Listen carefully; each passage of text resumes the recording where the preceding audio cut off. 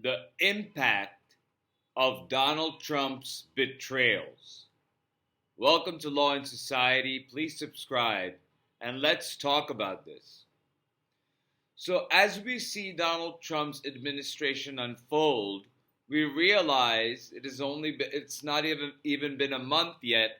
We realize that Donald Trump has no intention of keeping the basic promises that he made to his voters before the election. And many experts are like, "Oh, wait, let's not talk about that. Let's talk about the greater dangers that face us right now."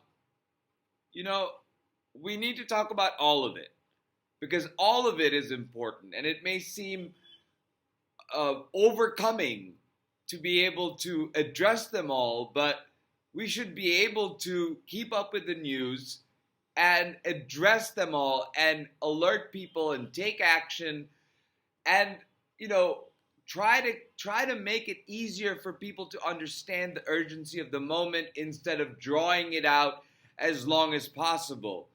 And so the cost of living issue was a central piece in the MAGA platform. They did talk about the cost of eggs. They did talk about how everything is expensive and everything is inflationary. So much so that now that in February the reports came out that January showed that inflation was going up again, he blamed that on Biden after a month of his presidency. Now, let's see if March is worse with inflation or better and whom he takes credit for or not. But the idea is that the cost of living hasn't gone down. President Biden issued executive orders that negotiated lower costs for prescription medication for the elderly and was working on getting it for everybody else. But Donald Trump has rescinded that order. And as I believe we will see in the next coming months, that prices will continue to go down. There will be this sort of odd types of price increases, and we'll find out many reasons for it. Like the price of eggs went up not necessarily because of anything except the bird flu that is affecting poultry all over the United States. But you need the Trump administration to be able to acknowledge that and talk about that and address that instead of not even addressing it and just reneging on the basic promises they made to their voters. Then we see the far out betrayals, right? Just with US aid, the betrayal is profound. US aid provides HIV prevention care to countries that need it. And right now, as that aid is frozen, babies are being born with HIV because the mothers don't have access to the medication that keeps them at an undetectable level so that the infection has a lower probability of transmitting to the child. Well, that aid is frozen. So these mothers are not getting their medicine. Their HIV viral loads are going up, and the incidence of them transmitting that to their children is going up. Then we have starvation. I read about, by the way, most of the things that I'm talking about, you will find them on my Blue Sky profile. I have posted several articles, and that's why I'm bringing these things up, and I'm reading more about what is happening as a fallout of Donald Trump's betrayals. And what I'm seeing is it is far, far reaching. So then you have starvation in Sudan, where children are dying because there's this sort of nutritional paste that US aid provides that keeps malnutrition from becoming sort of endemic in those areas. Then there's farm aid and there's research aid all over the world. And in the United States that comes out of U.S. aid, not just USDA, but also part of U.S. aid. So that is betraying people and just the most basic care that they need, and that American generosity and our love provides. And not just for free, because those things keep those countries at bay so that radicalization and extremism doesn't take root in those countries, therefore keeping America safe. Then there's sort of freezing of the funds of the National Institute of Health, which has frozen university grants and university research programs. And NIH just said that they're going to resume the grants because they believe that NIH stands by the belief that the freeze was unconstitutional. Then there's farmer funding that has been frozen through the United States Department of Agriculture. What did farmers ever do against Donald Trump for all of these things to be shut down and frozen? And people, not just in the United States, but all over the world, are suffering out basic starvation and it not being able to afford eggs in the United States. They're not suffering in the United States nearly as much now as they are in already impoverished countries, but soon these cuts will have its ripple effects come through our economy. And we're going to see ill effects to our economy. And I believe that despite the fact that markets haven't really shaken up that much since Trump's election, that when these halts to government programs finally start snowballing, it takes about a month or so. I believe that we will start seeing the panic at that time. Then you have the firing of the IGs, the inspectors generals, by the way, who are now suing the government, saying that those firings were illegal. That is essentially consolidating power in the executive. You know, the less regulation you have via Congress and therefore the people, the more power is vested in the executive because it is not enunciated by regulation in Congress. Thereby, it gives the president more leverage to say, I have executive authority over this, when something is shrunk down and deregulated and their capacity is minimized, these agencies, the decision maker becomes Donald Trump. So the link between Donald Trump and what's happening in each of the departments becomes even more microscopic, which in the end doesn't help the American people at all, but it brings down the American sort of cost of keeping up the American government. Never mind at the cost of firing hundreds of thousands of federal workers, never mind getting rid of millions and billions in grants, both domestic or international. That is the impact of Donald Trump's betrayal, you see, because it is his responsibility as an American president to take care that the laws have been faithfully executed.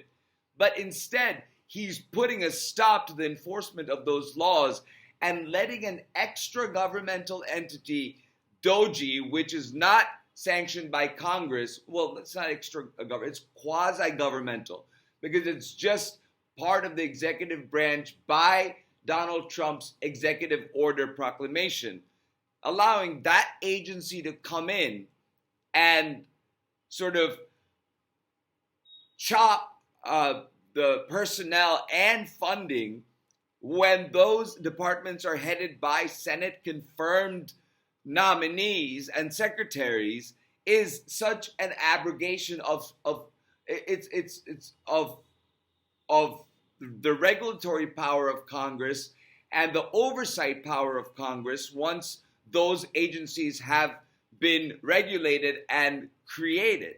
So when Donald Trump, through Elon Musk, goes to the Department of Education, for example, that department is legislatively enacted, and that department cannot be shut down unilaterally. And there are many other you know, agencies like the FCC, the FTC, I said the NIH, the USAID. These agencies stem from congressional action, and Donald Trump is stopping enforcement of them. That he doesn't have the power to do. The Constitution doesn't say the president shall take care that the laws are faithfully executed whenever he wants to. No, it doesn't say that. It just says that he has to take care that the laws be faithfully executed. So now we talk briefly about the betrayal of Ukraine. And here we have just something that's mind-boggling, because you have Hegseth talking about essentially giving Russia what it conquered in the invasion and saying that there's no chance that Ukraine would be part of NATO. And in a way, starting a sort of a retreat from Ukraine and handing Ukraine to Russia.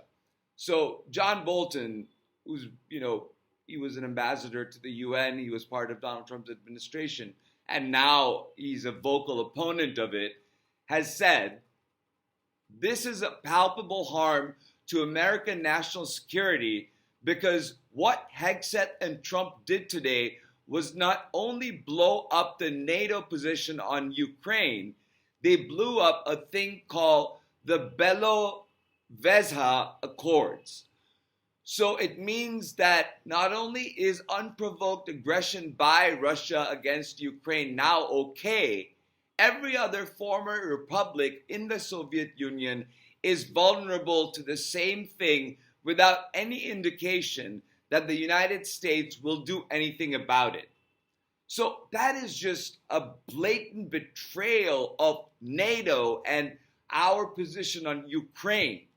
Then you have the betrayal of Gaza, where he's talking about terraforming Gaza and making it into this Riviera and pushing millions and millions of people out to neighboring Jordan and Egypt. Like, what is that?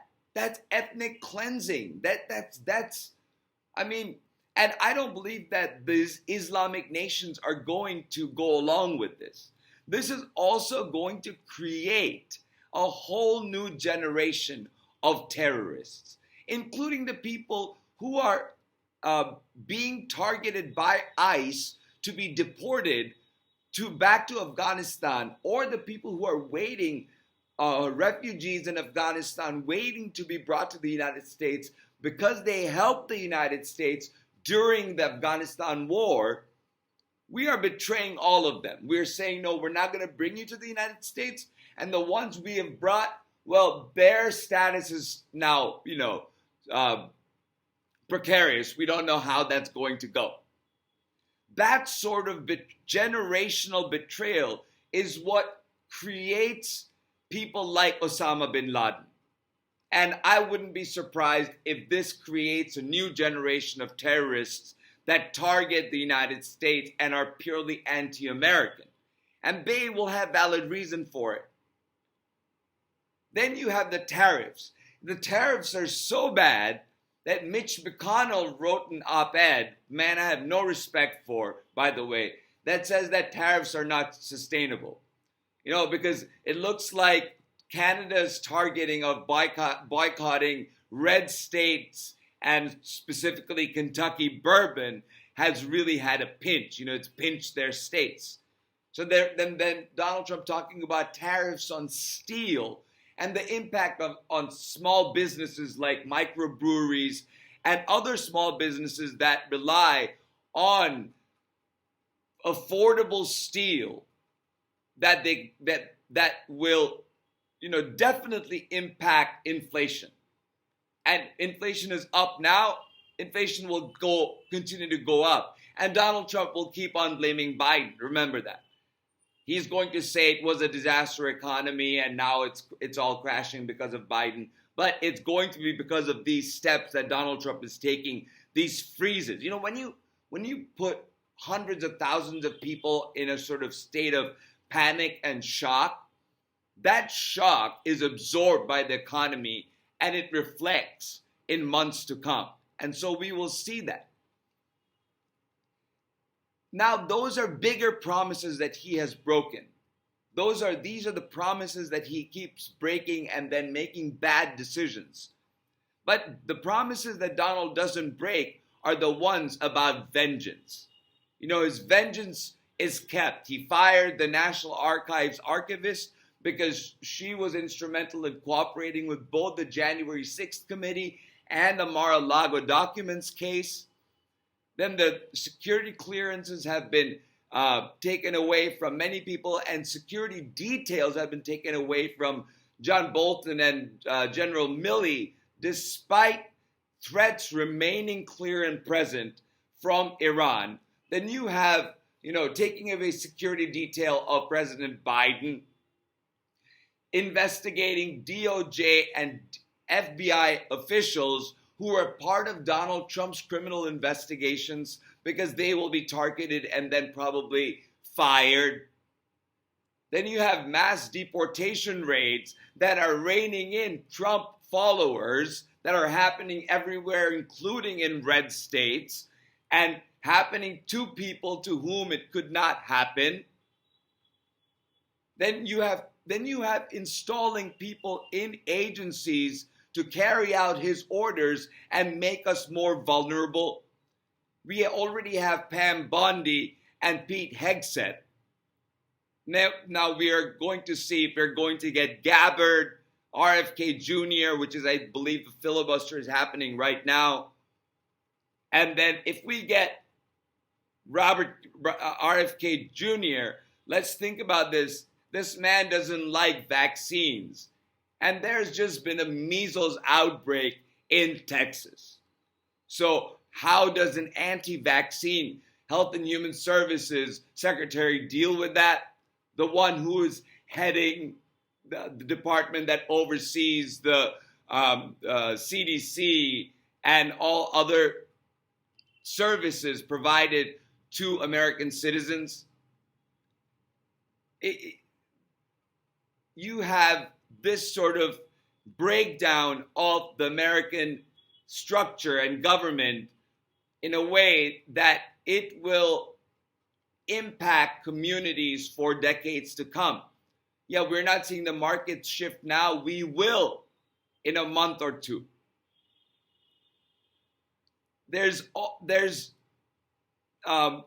Also, I'm going to say this, that, if Patel gets in, if Gabbard gets in, that's sort of, it puts our intelligence in danger, and it is going to expose a whole lot more people than are now exposed to sort of harassment by the federal government. And then lastly, there's this blasphemization of what Jesus teaches in the story of the Good Samaritan. Jesus teaches love. And the Bible in the Good Samaritan story talked about love. And a bishop or a priest, Catholic priest, talked about this on CNN, talking about how loving a stranger to whom you don't have any obligation to help is the love that the Bible talks about, not the blasphemy that J.D. Vance talks about, which is you first focus on family, then you focus on community, then you focus on country, then you focus on others. No, therefore it leaves the poor and the ones who need it the most out to dry. And that is not what Christianity is. And I want to end with that because it is important, because we live in a Judeo-Christian society in America where those belief systems really do matter.